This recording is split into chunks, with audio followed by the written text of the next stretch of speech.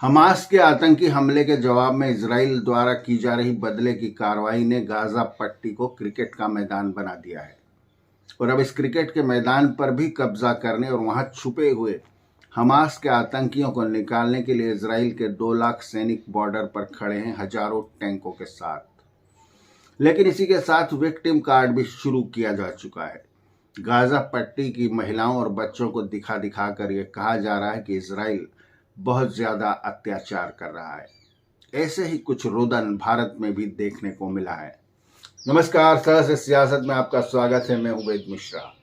आज हम बात करें इजराइल की कार्रवाई क्या वाकई में बेहद क्रूरतापूर्ण है और फिलिस्तीनी लोगों से दुनिया की हमदर्दी होना चाहिए, और अगर हमदर्दी है तो इजराइल को किस तरह रोका जाए। गौरतलब है कि हमले की शुरुआत हमास ने की। हजारों आतंकी इजराइल में घुसे और उन्होंने निर्दोष लोगों को बुरी तरह से मारना शुरू कर दिया। छोटे छोटे बच्चों को सिर पर ब्लैंक पॉइंट से गोलियां मारी गई, महिलाओं को पीटा गया, उनके वस्त्र उतारे गए, उन्हें बंधक बनाकर ले जाया गया। लेकिन तब तक दुनिया की नज़रों में यह विक्टिम कार्ड नहीं था। लेकिन इजराइल ने जैसे ही बदले की कार्रवाई शुरू की और गाजा पट्टी को क्रिकेट के मैदान में बदलना शुरू कर दिया और वहां की बिजली, पानी और सप्लाई काट दी, दुनिया भर से गुहारें आने लगी। कहा जाने लगा कि इजराइल बेहद निर्मम और गलत तरीके से बमबारी कर रहा है और आम नागरिकों को निशाना बना रहा है। फिलिस्तीन के आम नागरिक आखिर इजराइल के निशाने पर क्यों हैं? वो इसलिए कि हमास ने जहां जहां से रॉकेट दागे थे वहां वहां इजराइल के लड़ाकू विमान निशाना लगाकर बम गिरा रहे हैं। यह अलग बात है कि हमास के आतंकियों ने अस्पतालों, स्कूलों और मस्जिदों को अपना अड्डा बना रखा था जहां से रॉकेट लॉन्च किए गए। क्योंकि इजराइल के पास बेहद आधुनिक सिस्टम है जो यह पता लगा लेता है कि रॉकेट किस दिशा से और किस पॉइंट से आया था, इसलिए उस पॉइंट को छोड़ा नहीं जा रहा है। अगर स्कूल से रॉकेट आया है तो स्कूल को भी उसने बर्बाद कर दिया और अस्पताल और मस्जिदों को भी। ये फिलिस्तीन लोगों की जिम्मेदारी थी कि वे हमास को अपने ऐसी जगहों पर ठिकाने न बनाने दें। लेकिन उन्होंने बनाने दिया क्योंकि मन से उनकी भी हमदर्दी हमास के साथ थी, जिसका परिणाम अब वो भुगत रहे हैं। आखिर ओआईसी के 57 मुस्लिम देश इजराइल के खिलाफ कोई बड़ा कदम क्यों नहीं उठा पा रहे? दरअसल इसमें से कुछ उन देशों की सीमाएं जिनकी इजराइल से लगती हैं, जैसे सीरिया, लेबनान और जॉर्डन, वे इस बात को भुगत चुके हैं 1967 में, जब इजराइल के गठन के साथ ही जिहाद की आवाजें उठी थी और कहा गया था कि इजराइल का नक्शा दुनिया से मिटा दिया जाए, और इन 5 देशों ने मिलकर इजराइल पर हमला कर दिया था। लेकिन इजराइल ने इन 5 को मारपीट कर अपनी अपनी सीमाओं के काफी अंदर तक पहुंचा दिया। वो दहशत इन सीमावर्ती देशों में आज भी कायम है, और बाकी मुस्लिम देशों में तो इजराइल से दोस्ती करने की होड़ लग चुकी थी, विशेष रूप से सऊदी अरब ने। सऊदी अरब जो इस्लामी दुनिया का नेतृत्व करना चाहता है और कहता भी है कि इस्लामी दुनिया का नेतृत्व उसके हाथ में है, इजराइल से दोस्ती की पींगें बढ़ा रहा था।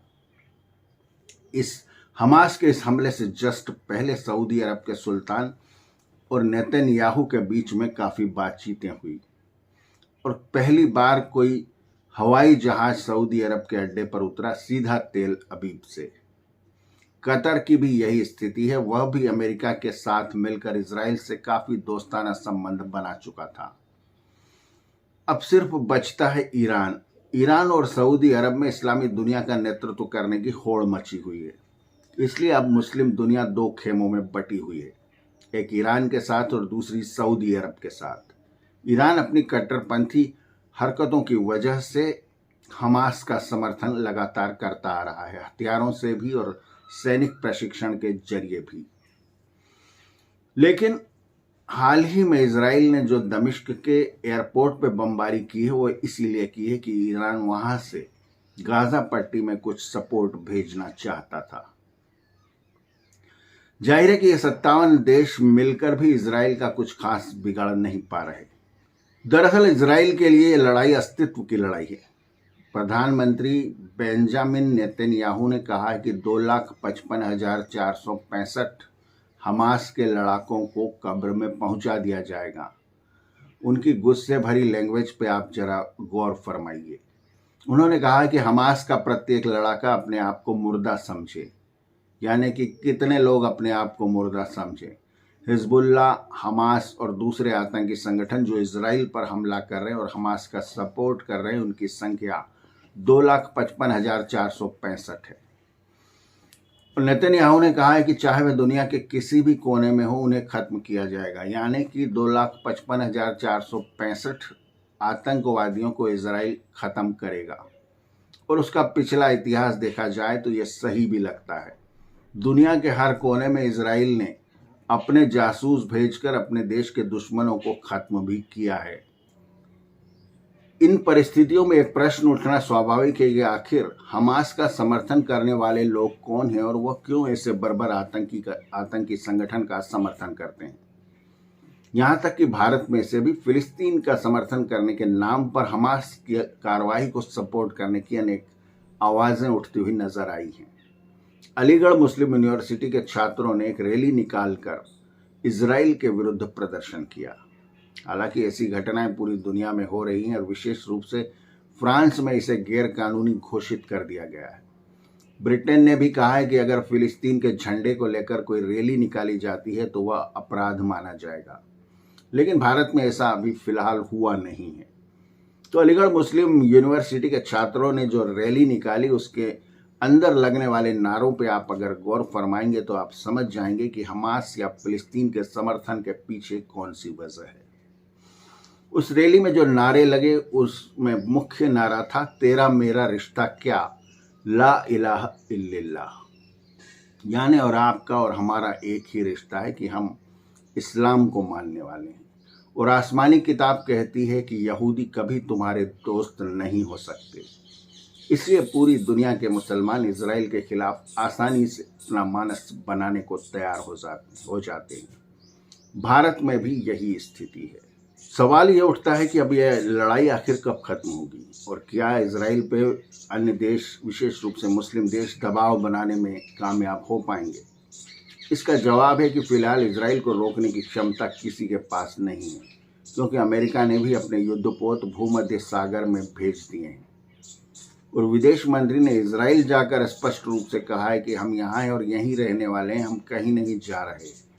यानी इजराइल को खुला सपोर्ट अमेरिका की तरफ से मिला हुआ है, जो कि हमेशा ही रहता है, क्योंकि इजराइल की जो नागरिक हैं, यहूदी धर्म को मानने वाले लोग, वो अमेरिका में बेहद पावरफुल स्थिति में हैं। दुनिया के सबसे ज़्यादा अरबपति यहूदी हैं। दुनिया के सबसे ज़्यादा नोबेल प्राइजेस यहूदियों ने जीत रखे हैं। ऐसे अनेक कारनामे उन्होंने अमेरिका में रहते हुए किए हुए हैं और अमेरिका की सरकार पर लगातार उनका दबाव रहता है। इसलिए अमेरिका इजराइल का समर्थन करने के अलावा और कोई रास्ता उसके पास रहता नहीं। कठिन से कठिन परिस्थिति में भी वो इजराइल का साथ नहीं छोड़ सकता। और जो बाइडेन ने विशेष रूप से ईरान का नाम लेकर उसे चेतावनी दी कि कोई भी बीच में न आए। यानी कि फिलहाल इजराइल जो चाहे वो कर सकता है और उसका ताज़ा लक्ष्य गाजा पट्टी की उन सुरंगों को ख़त्म करना है जो शहर के नीचे बनी हुई है और जहां से हमास के आतंकी निकलकर या छिपकर रॉकेट दागते हैं। तो फिलहाल ये निश्चित है कि हमास के आतंकवादियों के लिए ज़्यादा ज़मीन बची नहीं है और इजराइल उनको समाप्त करके ही दम लेगा, क्योंकि ये उसके अस्तित्व की लड़ाई है। सहज सियासत में आज इतना ही। अगली बार किसी नए मुद्दे पर बात करेंगे। तब तक के लिए धन्यवाद, थैंक यू। वीडियो देखने का शुक्रिया। चैनल को सब्सक्राइब करें और बेल आइकॉन के बटन को दबाएं। धन्यवाद, थैंक यू, नमस्ते।